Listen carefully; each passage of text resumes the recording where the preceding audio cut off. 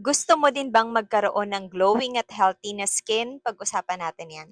If gusto mong maging glowing ang skin mo, I'm sure familiar ka sa vitamin E. Pero ano nga ba ang vitamin E?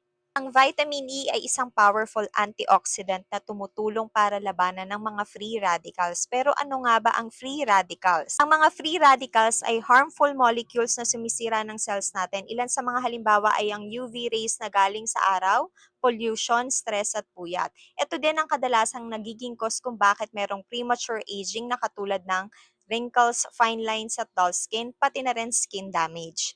Mga antioxidant na katulad ng vitamin E ang nagsisilbing shield na pumoprotekta para maiwasan ng damage sa ating katawan at sa ating skin. Paano nga ba nakakatulong ang vitamin E sa ating skin? Unang-una, hydration. Pinapalakas nito ang ating skin barrier para mag-lock in ng moisture. Perfect sa mga taong may dry skin at dull skin. Pangalawa, anti-aging. Tumutulong ang vitamin E para labanan ng free radicals na sumisira ng collagen, para less yung fine lines at para mas firm at glowing at healthy ang skin. Pangatlo, sun damage support. Tumutulong ito para protektahan ang ating balat laban sa harmful effects ng sun. So guys, reminder hindi po ito kapalit ng sunscreen. So importante pa rin na tayo ay nag-a-apply ng sunscreen. Ang apat, skin repair. Tumutulong ito para mag-lighten yung appearance ng mga scars. Panglima ay skin renewal. Tumutulong ito para mawala yung appearance ng dark spots para magkaroon ng healthy, smooth-looking skin. Ilan sa mga pagkain na mayaman sa vitamin E ay avocado, almonds, spinach, broccoli, at sunflower seeds. Kung kulang yung sources ng vitamin E na nakukuha mo sa pagkain, pwede ka ring uminom ng mga supplements na katulad ng Ana E.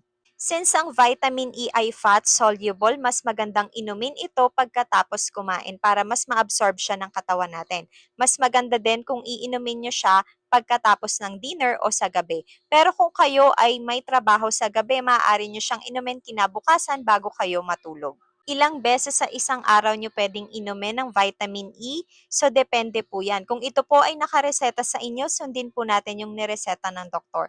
Pero kung gagamitin niyo po siya para magkaroon ng healthy and glowing skin, pwede niyo po siyang inumin ng 3 times a week, 3 beses sa isang linggo. Paalala lamang po na kung kayo ay buntis, nagpapa-breastfeed, may underlying conditions, may maintenance, mas magandang magpa-check up po muna sa doktor bago po uminom ng kahit na anong gamot o produkto.